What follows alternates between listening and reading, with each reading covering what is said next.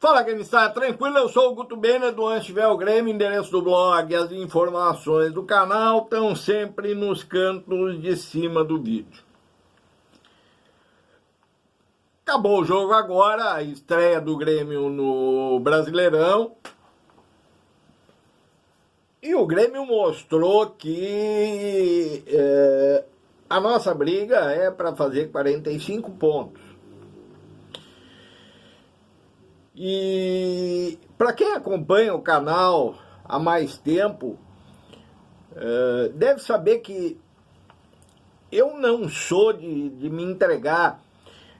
O ano passado, por exemplo, todo mundo no início do Brasileiro estava falando em 45 pontos, e eu digo, não é isso não. Então eu não sou daqueles de dizer que precisa fazer 45 pontos, que a nossa luta é fazer 45 pontos por causa de uma derrota, 2 ou até 3. Mas o que a gente vê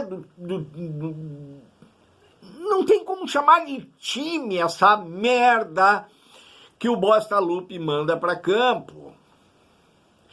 Com as melhores peças, não é um time, é um catado. Pois ele insiste em tirar as melhores peças para ver se consegue, só pode ser isso, dificultar ainda mais. Não se justifica a saída do Gustavo Nunes para a entrada do Soteldo.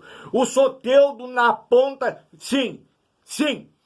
Eu tô cansado de determinadas coisas. O Soteldo na ponta dos cascos não joga metade do que joga o Gustavo Nunes. Acabou. Ah, mas é bom jogar. Pode ser, é banco. Se a alternativa for o Gustavo Nunes, o Soteldo é banco. Então joga na direita. Não pode jogar na direita, porque tem o Pavó, mas o Soteldo é melhor que o Pavó, mas o Natan Fernandes é melhor que o Soteldo.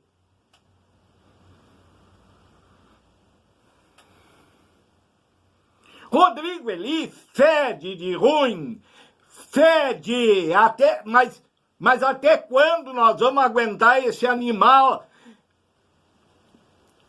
que teve um determinado momento em que teve a síndrome do Bruno Alves. Ele começou a acreditar que ele joga bola. No início ele até estava legal, porque ele chutava a bola para onde o nariz apontava. Mas depois entrou na síndrome do Bruno Alves. Começou a pensar que era o Jeromel nos seus melhores momentos. Eu sei que a reclamação hoje vai ser aquele pênalti a favor do Grêmio, aquela mão na bola, não foi acidental. O jogador abraça a bola. Ah, mas é movimento natural. Toda vez que o Kahneman faz esse movimento natural é dado pênalti. Kahneman também, né? Eu já tô cansado dessas coisas do Kahneman, sabe? Não tá me servindo mais. Mas a gente tem que lembrar que no segundo tempo tem um pênalti do Rodrigo Eli. E o critério utilizado foi o mesmo. A arbitragem chegou à conclusão de que o Rodrigo Eli não teve a intenção de fazer o pênalti, mas fez. Ah, mas aí tem a importância do momento do pênalti. Rapaz, a importância do momento do pênalti hoje é a mesma. Se ele dá pênalti para o Grêmio no primeiro tempo, podia ter mudado o jogo. Mas se ele dá pênalti para o Vasco no segundo tempo, eu não sei o tamanho da sacola que a gente ia tomar hoje. Porque a gente deu muita sorte, porque hoje deu também uma síndrome de Bosta Lupe no Vasco. O Vasco fez 2-0 ao natural no primeiro tempo, fora o baile, E no segundo tempo achou que era isso mesmo, vamos tocar a bola para cá, para lá, toca para cá, toca para lá, vamos deixar o tempo passar.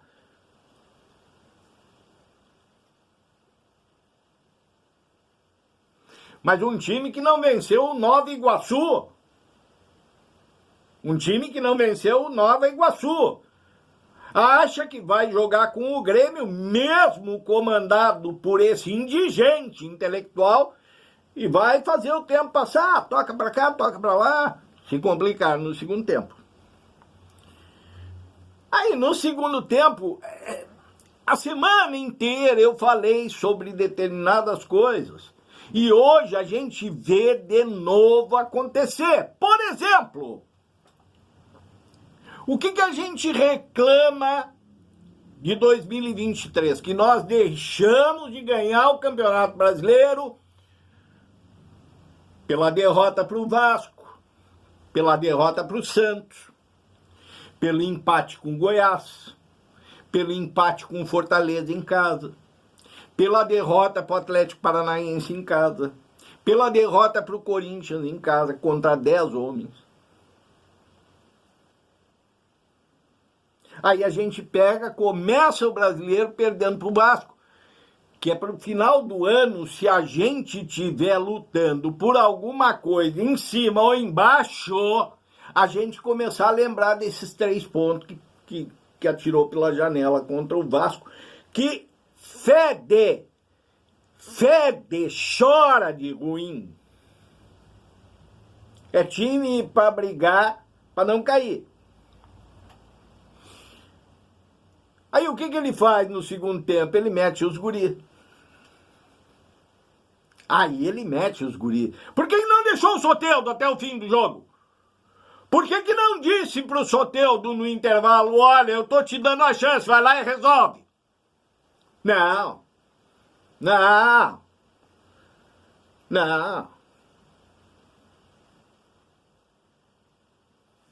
A quem muito se dá, muito será pedido, entendeu? E de onde se espera, daí mesmo é que não sai nada. Da onde menos se espera, daí mesmo é que não sai nada. Então mete os guris para tentar resolver. Os guris só entram nas canoas quebradas, furadas, entendeu? Só entram quando é para resolver. Aí não resolve, não vira o jogo, não faz 3 gols sozinho, não serve. Os guri entraram e o time melhorou. Sim, também porque o Vasco deixou de jogar. Mas isso, aliado à entrada dos guris, complicou o jogo. E aí eu faço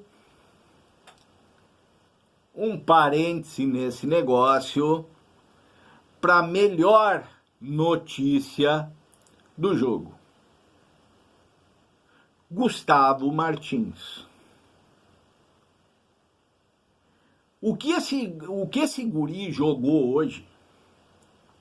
O que esse guri jogou hoje é para escancarar a debacle a que está entregue o futebol do Grêmio. Porque não há a menor justificativa para esse guri não jogar. O que esse guri jogou sozinho, podem olhar o jogo de novo. Ele jogou na do Eli e jogou na dele. E depois, no final do jogo, quando definitivamente entrou em campo o Bergamota Mecânica, ele jogou de volante também.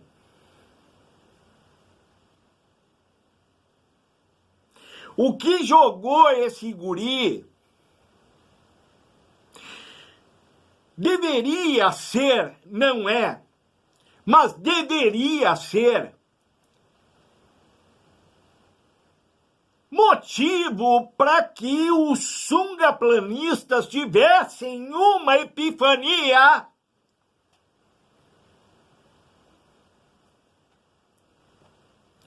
e passassem a entender determinadas coisas.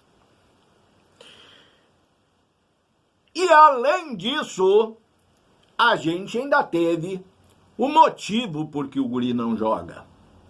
O guri fazendo horrores nas duas da defesa, jogando sozinho na defesa, e ainda fazendo a função de volante, o guri erra um passe para o Gustavo Nunes.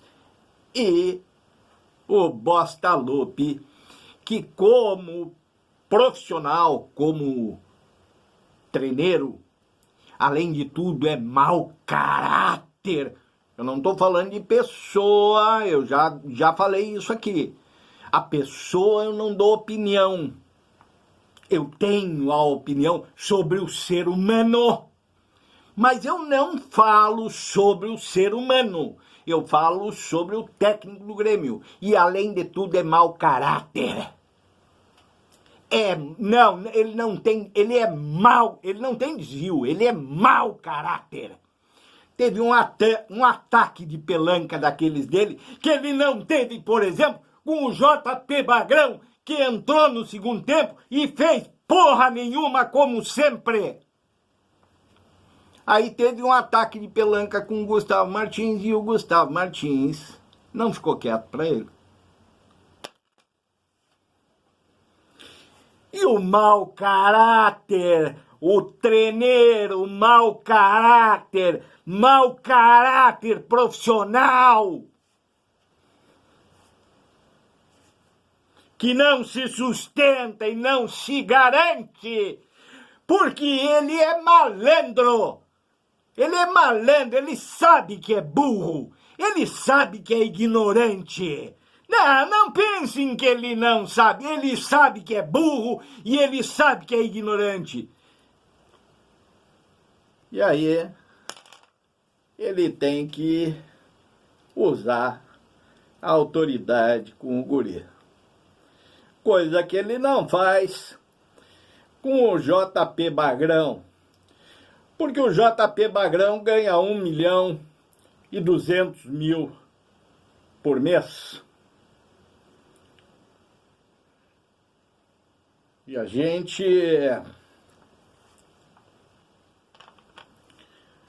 imagina o que o JP Bagrão deve fazer com esse dinheiro. Muita coisa. Muita coisa. Eu imagino que 1.200.000 deve dar para fazer muita coisa. A briga esse ano é pelos 45 pontos, gurizada. Um abraço para vocês.